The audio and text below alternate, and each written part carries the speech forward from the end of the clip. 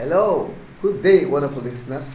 I'm excited again, like ever before, fired up to serve you this coffee today in our thought. Wherever you are in the globe, are you in America, the Asia? Are you in Japan? Are you in UK? Are you in Canada? Are you in the parts of Africa, the Caribbean? Are you in New York City? Are you in Nigeria? Are you in Lagos? Are you in Abuja? Are you in Asaba Delta State? Are you in Benin Edo State? Are you in Uyo? Are you in Calabar? Are you in Sokoto, the Northern Caliphate of Nigeria? Are you wherever you are in Nigeria? And our friends also who has been sending us SMSs and tweets and WhatsApp messages in West African coast, in Cameroon, in Ghana. We want to say thank you to all of you.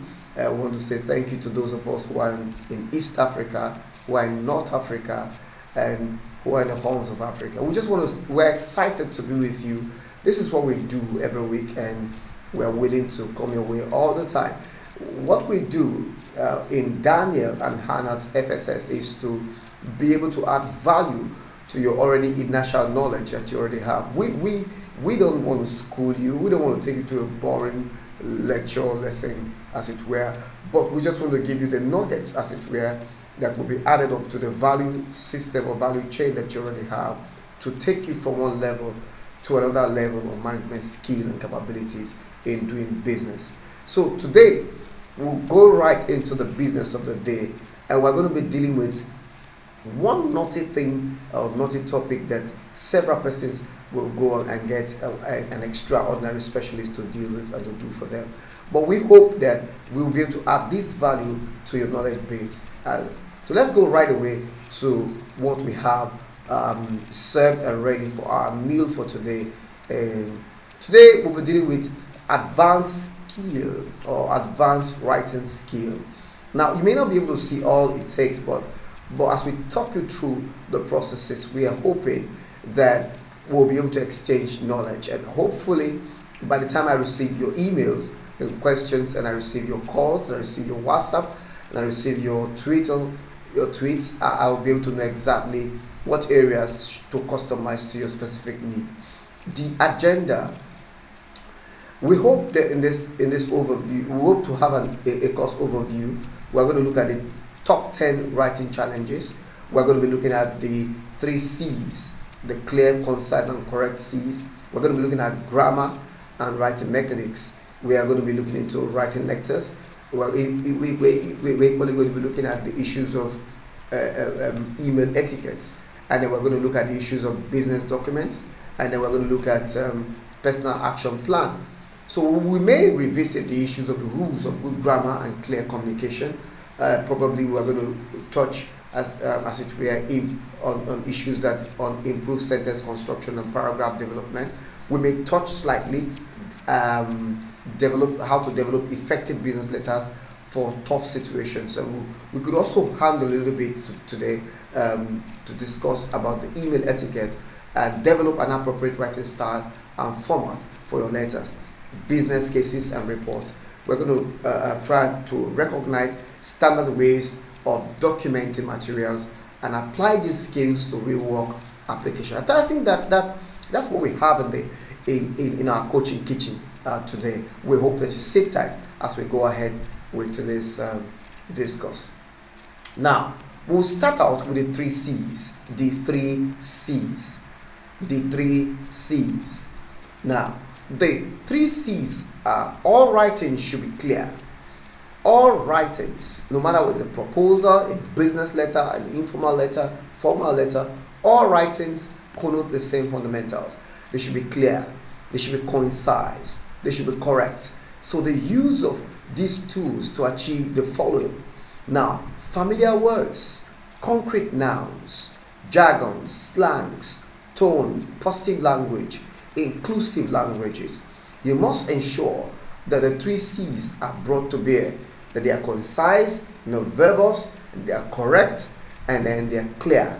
If you're going to give an example in a statement, the statement should be clear, concise, as brief, and carrying the message, as it were, and correct in sentence to the recipient. Now, the grammar and the writing mechanics. There are 7 ways to simplify your writing. One is by parallelism, the other is by style and tone, and then by empathy, the reader benefit.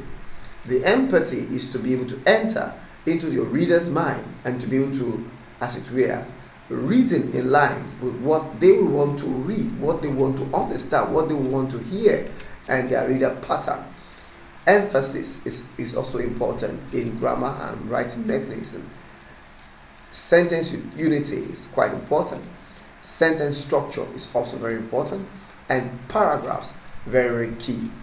Under grammar and writing mechanics, more on paragraphs. What is important in paragraphs is unity. The unity in good paragraphs, the emphasis is on oneness. If you need to put a paragraph, that paragraph should connote one aspect of what you're about to deliver. Coherency. Now, coherence is achieved by carefully organizing your thoughts and material properly before you write down. Emphasis, the paragraph closer, is just slightly more important than the opener. Both are necessary. Now, rhythm, you should also vary the length and structure of your sentences so the pace of your writing doesn't become too monotonous or too choppy. Also, on the grammar and writing mechanics, the active voice is important. You have to have direct, reduce length, clarify the sentence, produce a crisper or more vital style of the voice in your language. Now, there could be a passive voice, which is the indirect. The reverses the normal subject or verbal option that you have includes some form of the verb followed by a past participle, usually considered weak, obscure, wordy, lacks vigor, and resembles cotton wool, as it were. Now, so when we leave the writing and the mechanism, we'll go into the issue of readability. Now, mark out samples of hundreds words each. Divide the number of words in all the samples by numbers of sentences. This will give you the average sentence length. Now, count the number of words of 3 or more syllables in each 100 words. Don't count proper or words which are combination of short, easy words. Add the average sentences or sentence length and the number of hard words as determined in the previous step per 100. Now, multiply the sum by 0.4. The resulting number corresponds to the grade level of reading ability. Technical, all right. But then you look at the other part, the parts or segments of a business letter.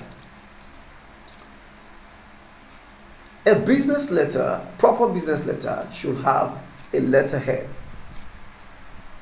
your letterhead, a date line, a notation, an insider address, attention line, subject or reference line, salutation, the body, the complementary clause, signature block, and identification section. There are full block form of business letter. There are modified blocks form of business letter, and there's semi-modified block form of business letters. Now, these are some various forms of business letters that you can hold up to. The full block, the semi-block, and the comparatively other format block of modified block of business or formal letter. When the letters are done, they have to be delivered. There is something we call the folding business letter and its etiquette. Folding of business letter and its etiquette.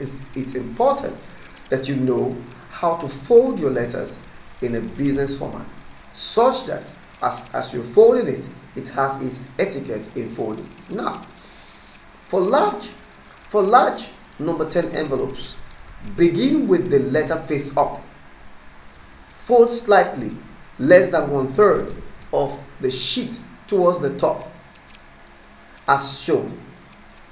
Then fold down the top third to within 6 to 4 millimeter of the bottom fold. Insert the letter into the envelope with the last fold towards the bottom of the envelope. I'll take that again. When folding a business letter, for large number 10 envelope or 10 size envelope, begin with the letter face up. Fold slightly less than 1/3 of the sheet towards the top. Then fold down the top third to within, say, about 6 to 7 millimeters of the bottom fold. Insert the letter into the envelope with the last fold towards the bottom of the envelope. Okay. Dealing with specific business letter demands or requests. Information request. The first sentence of an information request is usually a question or a polite command. The body of the letter can provide the necessary details. Make it easy to read and use highlighting techniques to make the main points stand out, such as listed and bullets. Use the final paragraph to ask for specific action, to set an end date if appropriate, and to express appreciation. For example, when you're dealing with specific letter requests like letters of recommendation, identify the reason for the letter if you need to recommend anybody, then suggest the confidentiality of the recommendation. Establish a relationship with the client who have asked you to write a letter of recommendation. Identify the length of employment and job duties if relevant. Then describe the applicant's professional and personal qualities. Describe the applicant's relationship with others. Include specific details and examples. Be especially careful to support negative comments with verification. Compare the applicants with others in his or her field. Offer an overall rating of the applicants, summarizing and summarize significant attributes and draw a conclusion. Now, another area of specific requests in business writing could be letters refusing requests. Now, what you need to do with such business letters is start with a buffer that identifies previous correspondences, either incidentally or as a subject line, and then begins with a neutral statement on what both reader and writer can agree. Now, then plant a key word or phrase that leads naturally to the explanation. The explanation presents valid reason for the refusal. Avoid problem words that will be seen as negative. The bad news can be de-emphasized to often the blow. Avoid language that causes hard feelings.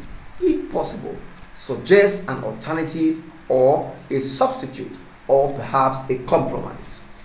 Renew good feelings with a positive statement without referring to bad news. Letters of persuasion. How do you go about it? Persuasive appeals generally fall into two broad groups: emotional appeals and rational appeals. Emotional appeals are associated with the senses. They include how we see, feel, taste, smell, and hear.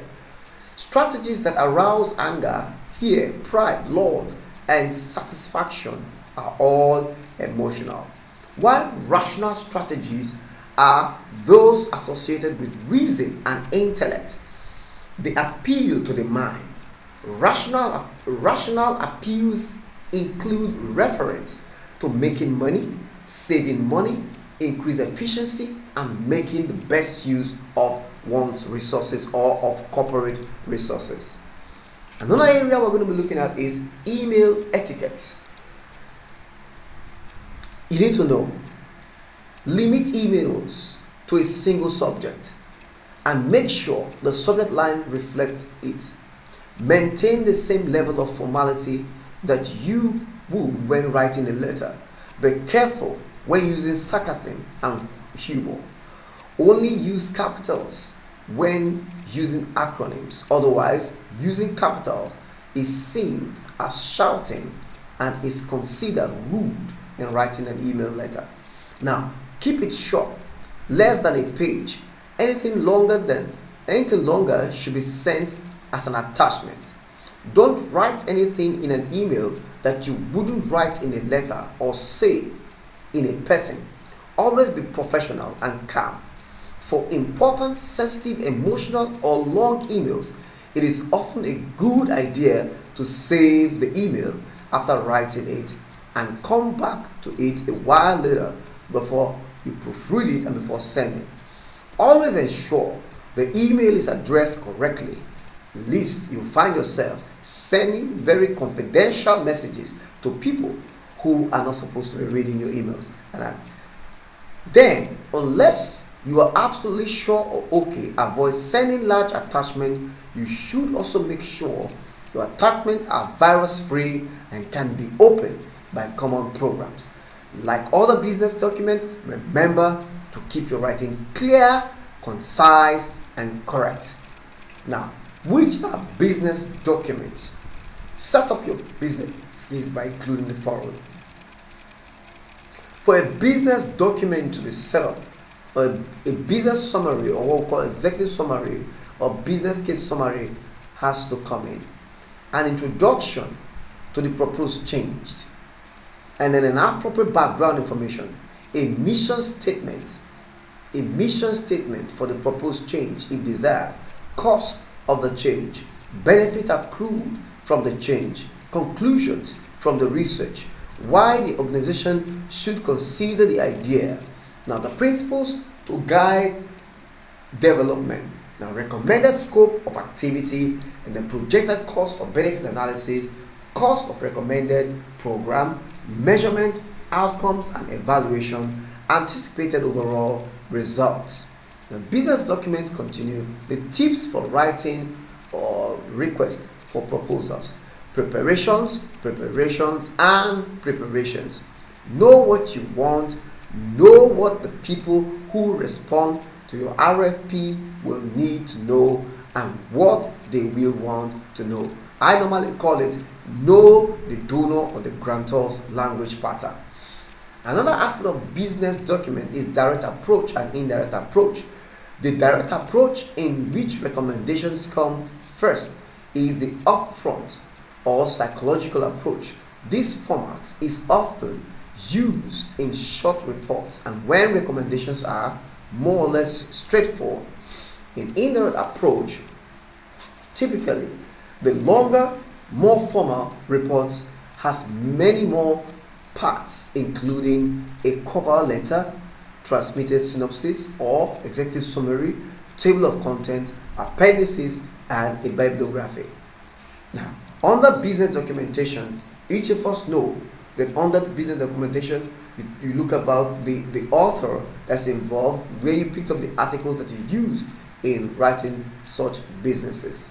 Now, business documentation could either be from electronic sources also, that is from print.